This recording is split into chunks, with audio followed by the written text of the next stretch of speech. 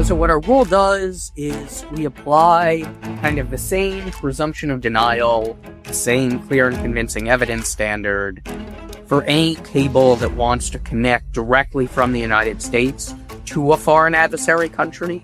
So that would be, if I want to land a cable in Virginia and connect it directly to Iran, for example, that would be prohibited. It's the Lawfare podcast. I'm Justin Sherman, contributing editor at Lawfare and CEO of Global Cyber Strategies, with Adam Chan, National Security Counsel at the Federal Communications Commission and inaugural director of the FCC's new Council on National Security. I think the idea here really is to kind of incentivize industry to do the right thing, where, okay, if you really go all the way and sort of do all the kind of national security things we want to make sure these cables are safe and secure from foreign adversaries, then you're going to have a real streamlined process that's going to save a lot of costs and kind of promote kind of certainty and investment. Today, we're talking about the FCC's new submarine cable rules, what role submarine cables play in the internet and in the data and AI era, and how to confront the dynamic national security risks. So why don't you start by telling us more about yourself, including about your current job. As I noted in the introduction, you are, among other things, not only advising the chair of the FCC, the Federal Communications Commission, on a wide range of national security issues, but you're also leading a new group within the FCC, spearheading work on national security as well. So why don't you introduce yourself a little bit and maybe tell us more about those couple positions? Thanks for that. So I'm Adam, national security lawyer. Probably most relevant prior experience was on the House China Committee, Select Committee on Strategic Competition with the Chinese Communist Party, working on sort of a variety of national security issues involving the econ and tech competition with the CCP. Worked on a bunch of sort of legislation and oversight matters there. Did a clerkship with a judge, brief stint in the private sector, that kind of thing. As for my current job, basically what happened is when Chairman Carr was announced as the FCC chairman, he asked me to come on board to head up the FCC's national security portfolio.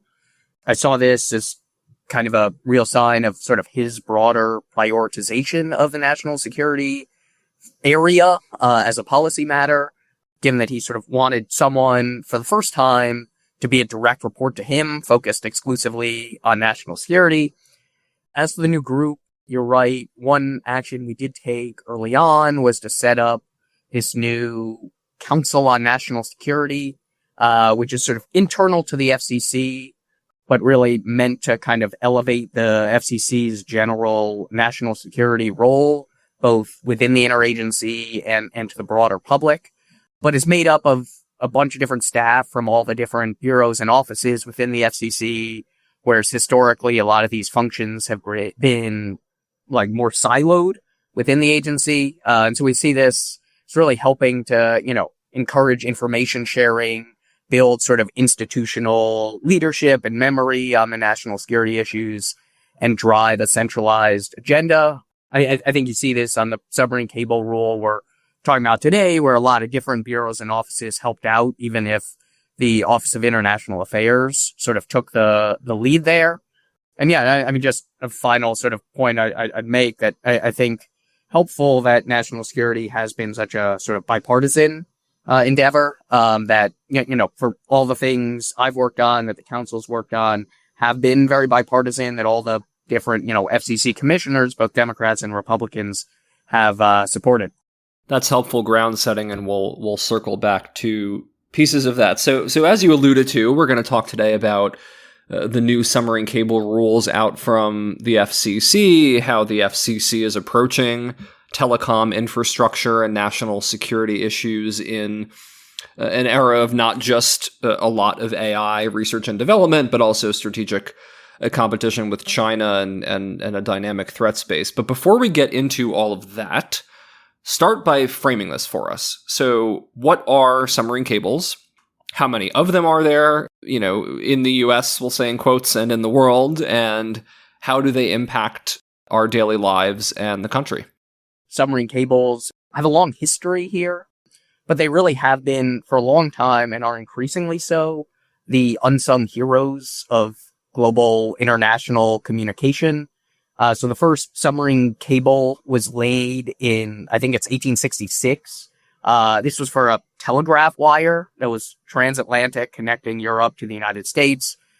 Now they're really critical for modern forms of communication. Basically 99% of global high-speed internet traffic travels along submarine cables. So that's, the vast majority of modern communication. I think it's something like $10 trillion each day in financial transactions are routed across, submarine cables. So, we're really talking sort of all the kind of data that the internet uses traverses these cables underneath the ocean. I think they've gotten some more attention recently, because of some incidents that, maybe we'll get into later, but around the, Baltic or around Taiwan, where certain cables in strategic locations have been cut, which has potential to disrupt communications networks. As to your question, how many? I think there are about 600 cables in service globally, with about 90 that connect directly to the United States, which, when you think about it, is actually sort of a tiny number, given how important they are to total communication. If you think compared with something like terrestrial telecom cables, or other major communications networks, there are a lot more than 90 of those. There are even a lot more than 90 satellites in space. And we're seeing, I think, sort of relevant to this discussion, the sort of changing commercial landscape within the submarine cable space. Obviously not just vital to sort of ordinary communication or even sort of military communication, but now it's increasingly relevant for AI and the AI data center build out and that kind of thing. Traditionally, it was more the major telecommunications companies that were the leading builders and operators and owners of these submarine cables. Now it's really primarily the hyperscalers like Amazon, Google, Meta, Alphabet, Microsoft that are really the leading players in laying new cables. And they're really building like crazy to keep up with the, data center boom, because cables are the interconnection from, data center in one country, a data center in another country. I think Meta alone recently announced $10 billion in submarine cable investment. So it's sort of a booming industry in the sort of AI future. Yeah, the AI point is important.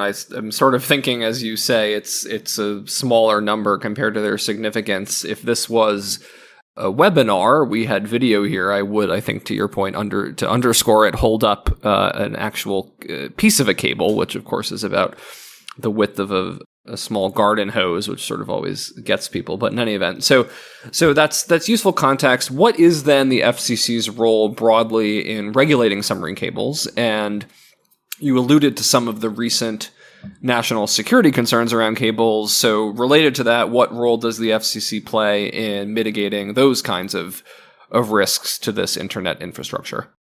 Right. So the FCC's role kind of goes back to the Cable Landing License Act of 1921, which shows sort of how long cables have been regulated directly by the government.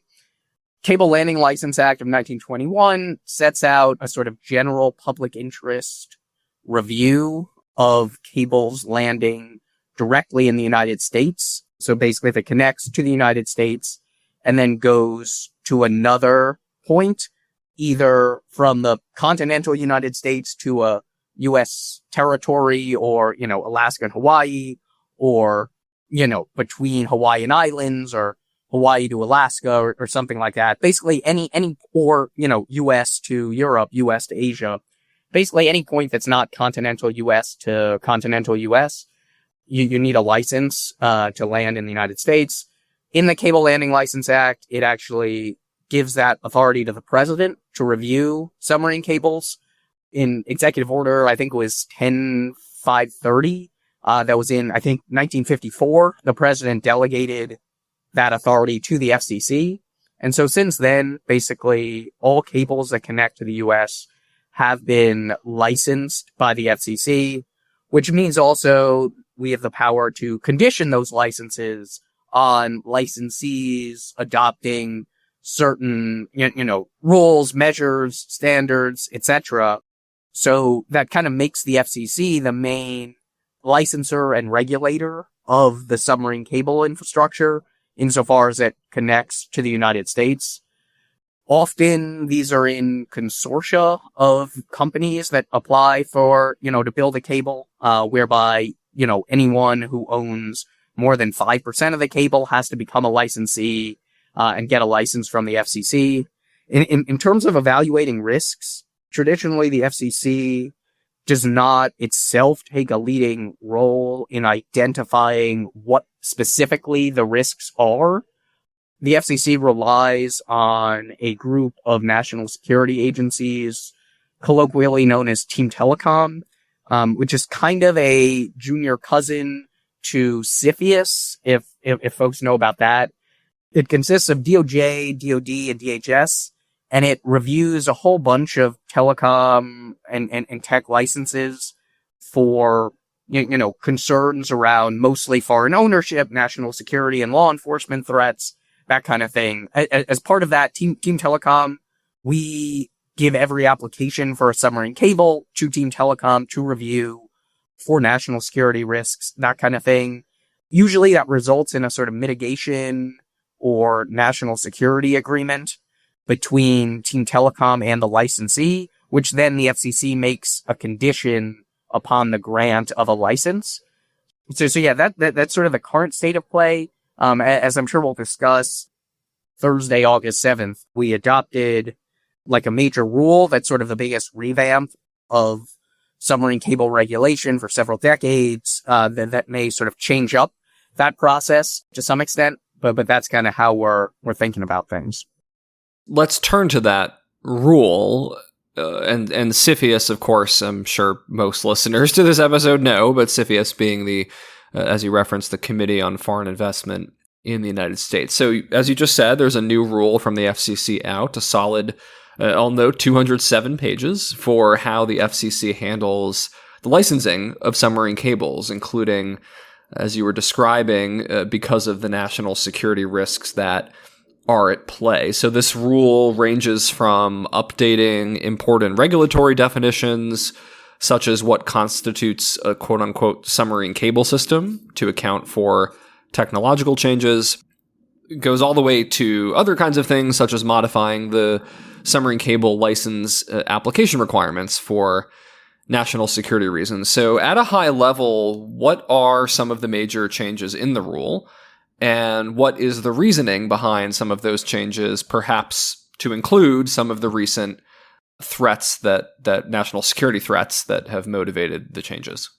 High level, I think the way we're approaching this is through a document known as NSPM 3, which is also known as the America First Investment Policy Memorandum. And we sort of try to hew closely to the principles there. Now this NSPM 3 focused mostly on inbound and outbound investments, such as CFIUS, like you mentioned, but really starts from the premise that economic security is national security. And so therefore, like while welcoming new investment from our friends, partners, from U.S. companies that have good intentions and can drive innovation, prosperity, and national security, there are also some substantial national security threats from foreign adversaries like China at, targeting American technology, going after U.S. critical infrastructure, that kind of thing. So that's sort of high level theory of what we're doing, a sort of streamlined approach for the good guys with a hard line against foreign adversaries. I think we're kind of motivated by looking at a wide variety of threats to submarine cable infrastructure. I think they're the kind of day-to-day threats. And some of this, you've seen in the news with these cuts of submarine cables. Justin, you alluded to how, small these cables are, and so how easily they're cut, often by accident, by a, dropped anchor or something like that. But, could be potential for more malicious cable cuts. I think there are cyber and physical security risks. So, hacking into the cables, getting access to all the data and key, strategic communications, including military communications that traverse submarine cables, physical security risks, which include not just like cuts of the submarine cable, but perhaps even more vulnerable are the landing stations on land, because, rather than sort of dive, 2 miles under the ocean to cut a cable, if you go to an unguarded landing site, it's pretty easy to either blow it up or stick some equipment on it, to get access, et cetera, et cetera. I think there are other issues around access where foreign adversaries can get access to the cable, either through just owning and operating the cable, having equipment and services on the cable, leasing capacity agreements on the cable. There are concerns around how quickly we can repair and maintenance ships.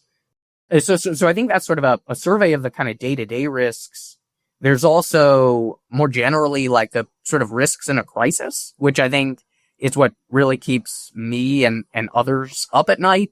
What happens if we get into a war with a foreign adversary where, submarine cables will be crucial for communicating, to our allies, to our military bases overseas, to the theater where military operations are happening.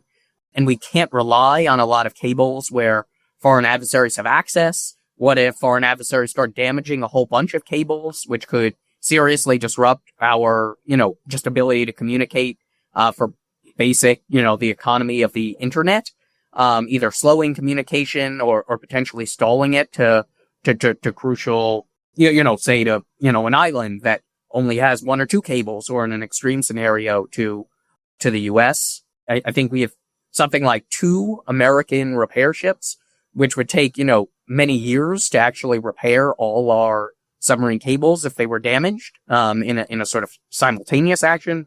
And so thinking through some of that is particularly concerning. And so given how kind of critical the infrastructure is, and given the numerous threats from foreign adversaries, we really see it as important to decouple the submarine cable industry from foreign adversaries. At the same time, we want to make it as easy and welcoming as possible for investment by the good guys, which can, promote U.S. AI leadership and prosperity, even as it also builds resilience against disruption. So I guess a kind of very brief, kind of high level overview of what we're actually doing in this rule.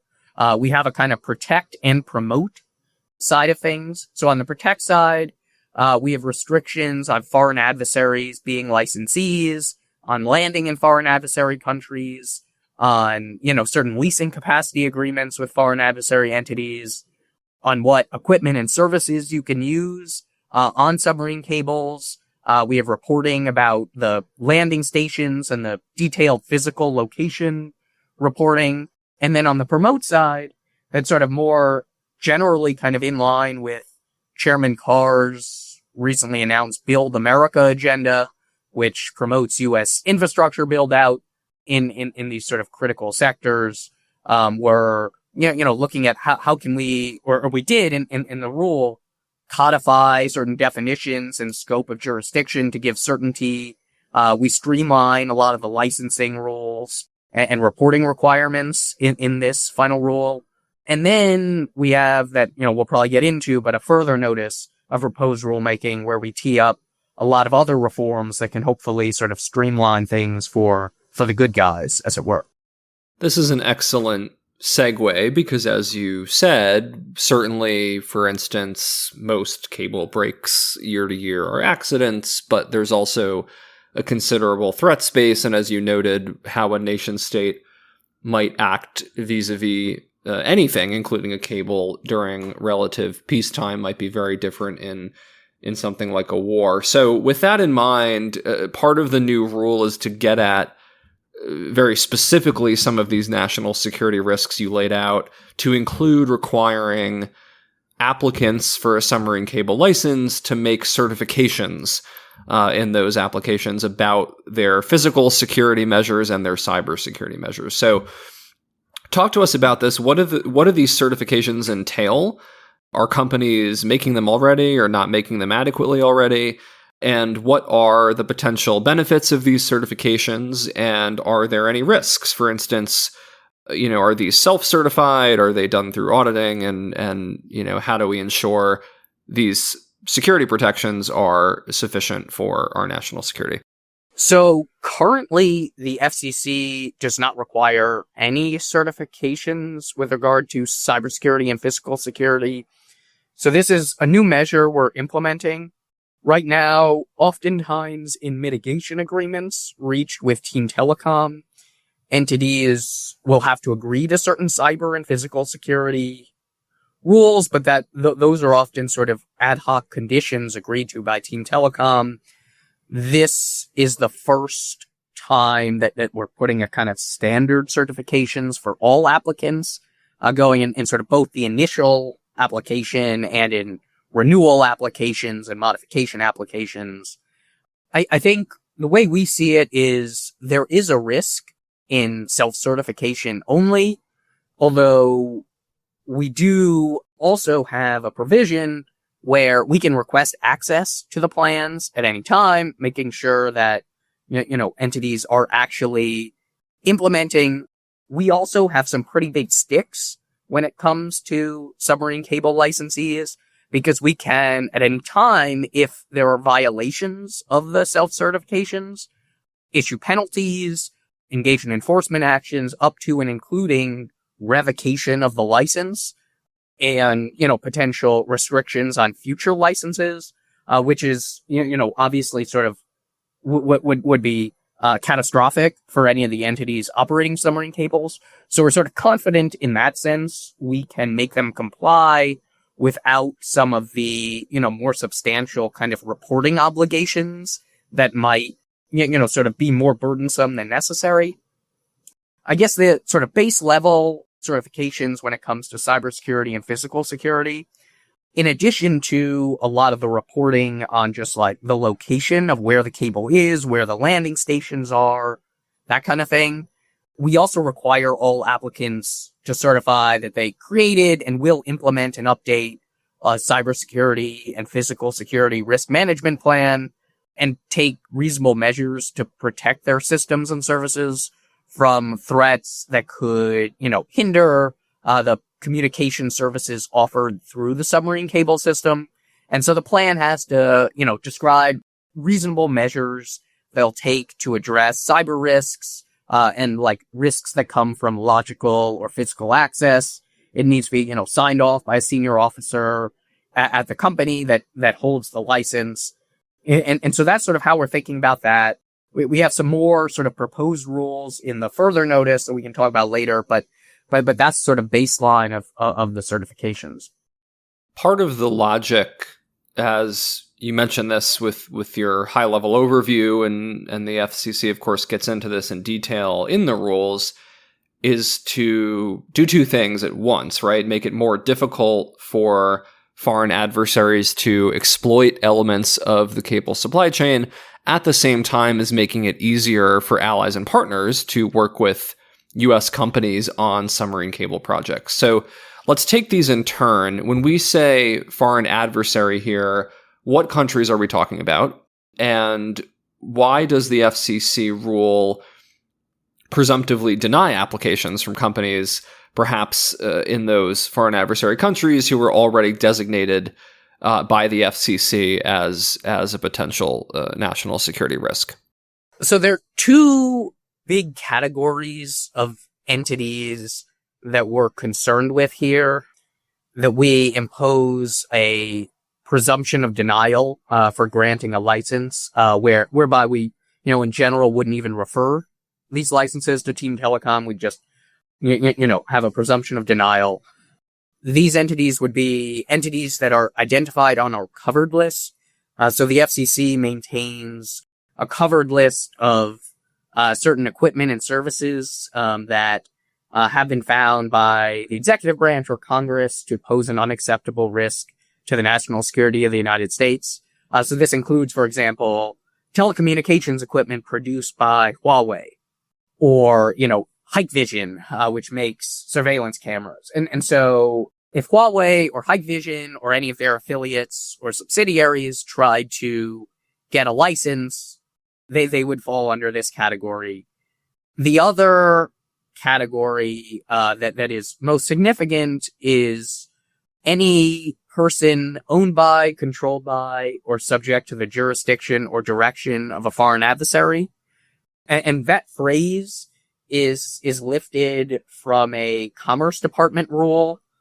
Their ICTS office, which was an office set up in the first Trump administration to deal with threats to the information, communications, telecommunications sector.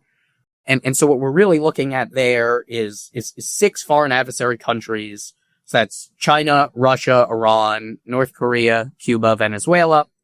And then we're looking at basically any entity owned by, controlled by, or subject to the jurisdiction of those entities. So it's not just, the government themselves or state-owned enterprises, but really sort of treating this like it is often said that there are no private companies in countries like China or Russia, that these countries, like the sort of Western distinction between the government and private companies doesn't really apply when, a country like China will have, numerous laws that require cooperation by nominally private companies with the government, that have programs like military civil fusion or that kind of thing where, private companies really are arms of the Chinese Communist Party. So the way this will work is if an entity, that's owned by, controlled by, subject to jurisdiction or direction of a foreign adversary or identified on our covered list comes to get a license, there'll be a presumption of denial, which can only be overcome with clear and convincing evidence. This is the standard laid out in the Uyghur Forced Labor Prevention Act, actually, which applies that standard to any goods made in Xinjiang, China. And so we sort of take a similar standard here. And then we have a kind of similar restriction, not just on being a licensee, but also entering into certain leasing capacity agreements for a submarine cable.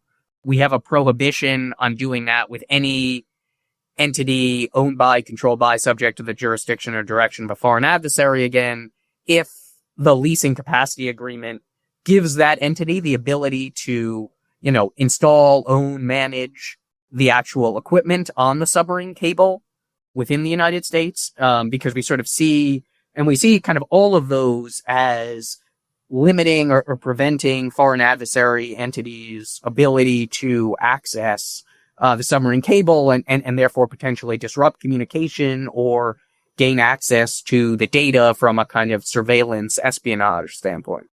Another related part of the rule limiting foreign adversary reach into the U.S. cable supply chain is presumptively precluding applicants from building or adding a landing point. You mentioned this earlier, in a foreign adversary country. So how common is this that a U.S. company is involved with a group or is solo sort of proposing to have a cable network where there's a connection to both the U.S. and China? And then you mentioned decoupling. Over time, is the thinking that we should be cutting off more of these direct, or I shouldn't say cutting off, I guess, in this context, but not chopping an existing one, but limiting the extent of cable connectivity to China? And if so, how is that impacting risk and what are the implications?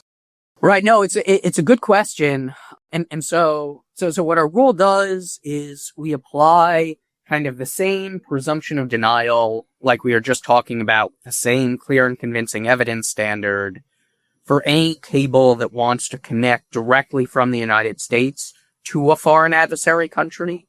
So that would be, if I want to land a cable in Virginia and connect it directly to Iran, for example, that would be prohibited. California to Hong Kong, same idea. Or presumptively prohibited. This probably used to happen more frequently. I think in the last few years, Team Telecom in their reviews have really been pushing back against this. I think most entities kind of recognize that they're unlikely to get a license if they're connecting directly to, say, China, because because of all the concerns we were talking about, where that could give sort of clear access to the cable by a foreign adversary, easy potential for disruption there. And so this is more of a codification of kind of existing practice. I think the way we see this also is kind of not just could, a cable landing in China obviously give China sort of access to the data or potential to disrupt, but also, on these big sort of trans-Pacific or transatlantic routes, they're often sort of main cables that then kind of branch off to other, connections. And so maybe, a cable between the US and China, if that gets disrupted, that could affect communication to, allies in the region like Korea or Taiwan or the Philippines. To your point, we do have to recognize that, there is a balance here. And so arguably this does give us some leverage over foreign countries, just in the same way that they have potential leverage over us. But ultimately we see the risks as kind of as greater than the benefits we get from these cables.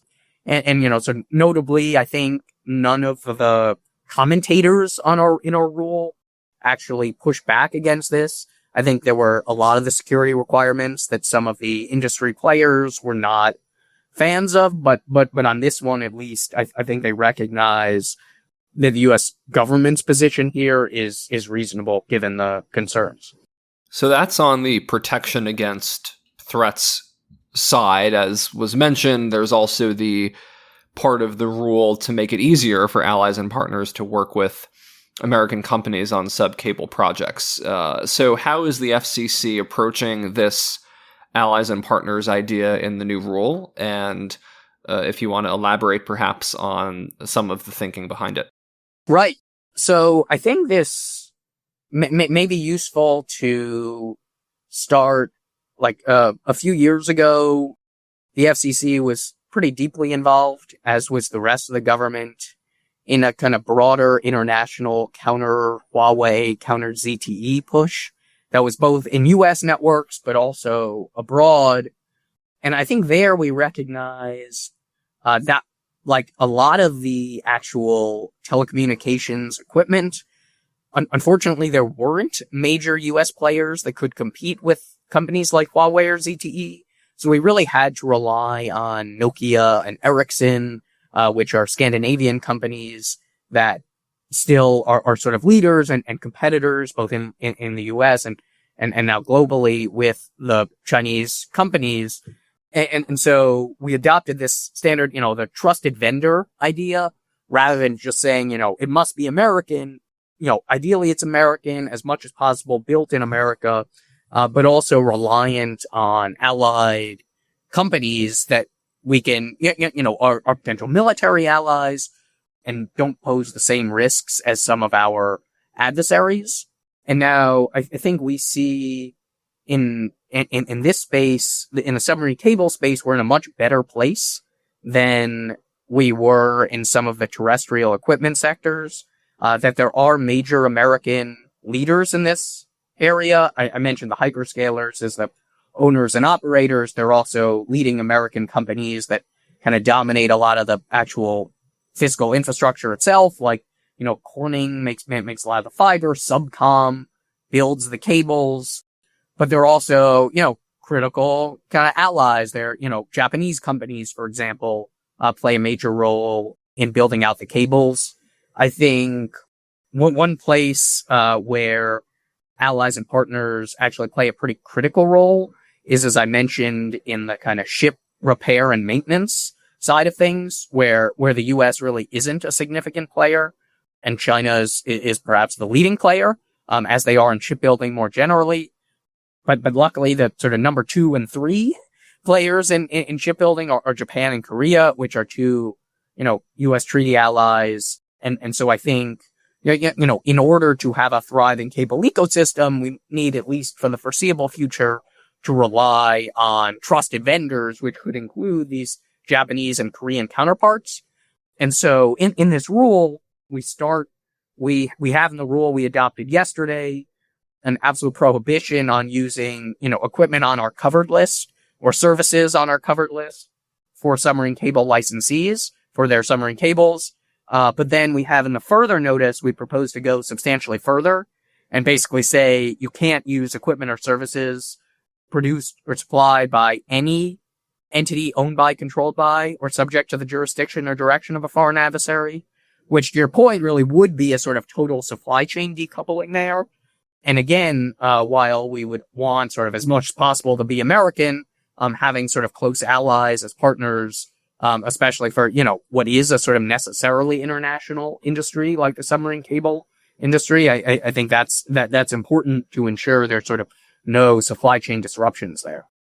I appreciate the clarification on the decoupling point. I am going to just editorialize for a minute here and say I completely agree with you, especially on the ship point, because it just is not sufficient that we have a country this digitally connected and have such little independent ability to repair infrastructure that keeps that all going. Right, no, exactly. And I mean, I think therefore we're sort of seeing a lot of, for those who are interested in shipbuilding, I think we're seeing things, one, on the sort of naval shipbuilding, but also USTR has been pushing and Department of Transportation, DHS have all been pushing. Congress is interested. I know there's a bipartisan, I think, Ships for America. There are various bills on this. I think everyone kind of recognizes that like U.S. shipbuilding is such a critical industry for, both the economy and military wise that it is pretty essential. And I think the Japanese and Koreans will be probably key partners to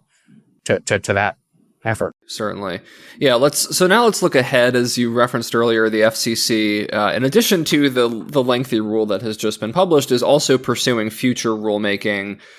One of those components to talk a little bit more about, as we love here at Lawfare, the wonky process of it, is that the upcoming rules propose potentially excluding some submarine cable applications from national security review if the executive branch does not meet certain standards of streamlining that review process. So talk to us a little bit more about this. Are there ways from your perspective, if you had to give, one or two top priority ones, that how we could, streamline the review process right now? And why is that important that we have a process that's streamlined when we're dealing with really complex risks?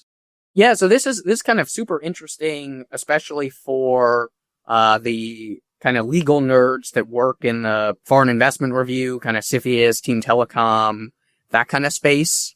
I think we see an important piece of the puzzle, and very much in line with the NSPM 3 document I mentioned earlier, this America First investment policy memo that talks about kind of streamlining the investment from certain American or allied companies. This is definitely the piece of our rulemaking effort that I think the industry is most excited about. But the basic idea is kind of like we talked about earlier. We have these sort of presumptive blacklist for the bad guys. We'll also have a presumptive whitelist for the good guys. And so we kind of almost are proposing to adopt a kind of frequent flyer program whereby for an entity that already has gone through a Team Telecom review at least once, that has operated at least one submarine cable license without major issue, that they would effectively, rather than go through Team Telecom review each time they want to build a new cable, which is, often a long process. Industry definitely does not enjoy the Team Telecom process. They have to do a lot of reporting, negotiate a mitigation agreement, that kind of thing, that we would basically have a presumption of grant for those cables where they wouldn't be referred to Team Telecom, where they would just be granted. I think the sort of paradigmatic example of this is perhaps, a couple of the hyperscalers that are building just a lot of cables and have real incentives to meet kind of high standards. And so the idea here is we wouldn't be sort of weakening the national security rules. We'd, in fact, if anyone wants to take advantage of this kind of frequent flyer program, they would have to certify upfront to a very high level of national security standards.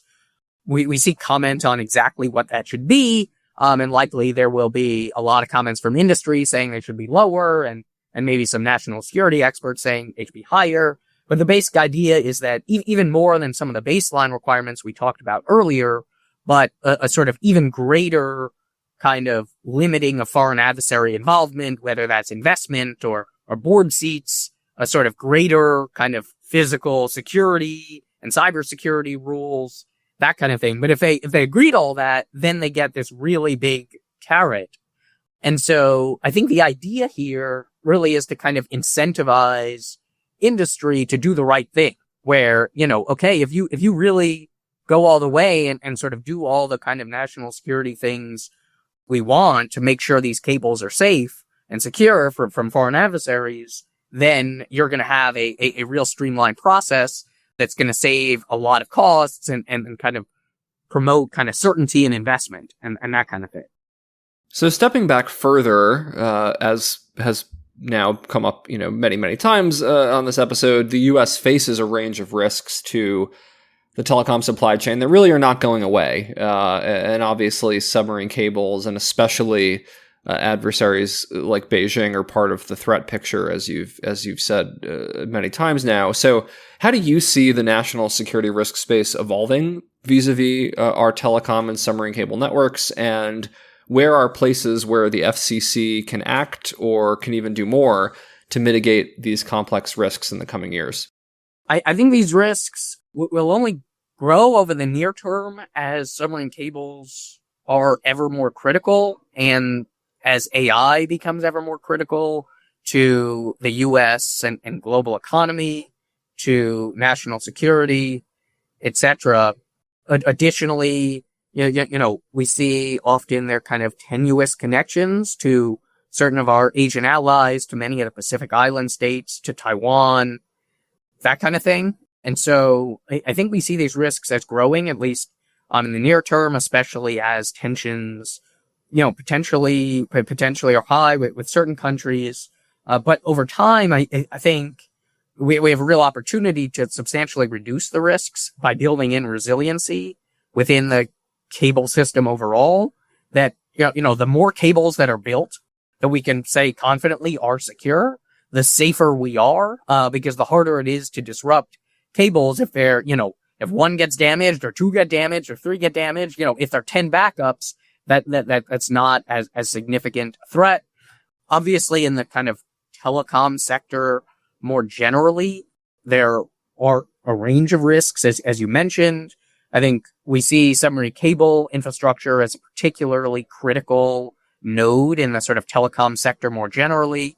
But there are other critical sectors. I mean, obviously, we're also thinking about kind of new forms of communication, like, space industry is a big one with obvious national security implications to it. Additionally, the FCC regulates devices that emit radio frequency, which is most every tech device, and their potential, supply chain and cyber vulnerabilities there. I think one that definitely keeps me up at night is drones. We've seen in the sort of military applications of even small commercial drones in, say, Ukraine or the Middle East, that, most of the drones in the United States are produced by, a Chinese military company called DJI. Obviously that poses some substantial risks that we're sort of concerned with. But I think in the submarine cable space, at least we're hopeful this is a good kind of step in the right direction to make things more secure. Lastly, but certainly not least, a lot of what we're discussing today pertains to how the U.S. government designs and implements and enforces regulations on the private sector to protect national security, as with both the cable rules that just came out as well as the upcoming ones you were talking about. So how do you see the future of U.S. government engagement with companies about these issues evolving? And how is the FCC currently thinking about all those trade-offs around engaging with industry or the public on issues that are important and impactful, and as we've said, have, transparency and other considerations, yet also deal with really complex, plenty of times secretive, fast-moving national security threats? No, I think this is really a great question. And I think, Chairman Carr, I really see this sort of public engagement as kind of critical in our role and in the sort of this new Council on National Security that the FCC has set up.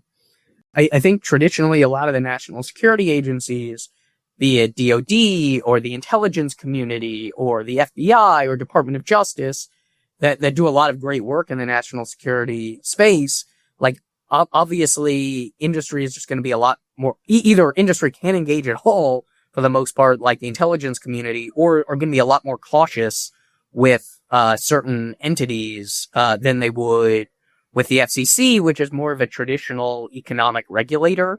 And so that allows us, I think, a real opportunity to interface with industry.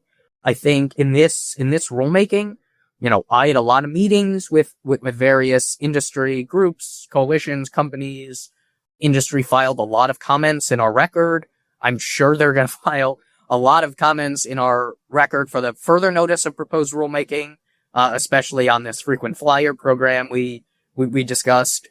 I think ultimately we see like American industry is obviously critical to like innovation, to infrastructure building in the United States, and like their success is ultimately critical to America's success in the broader strategic competition.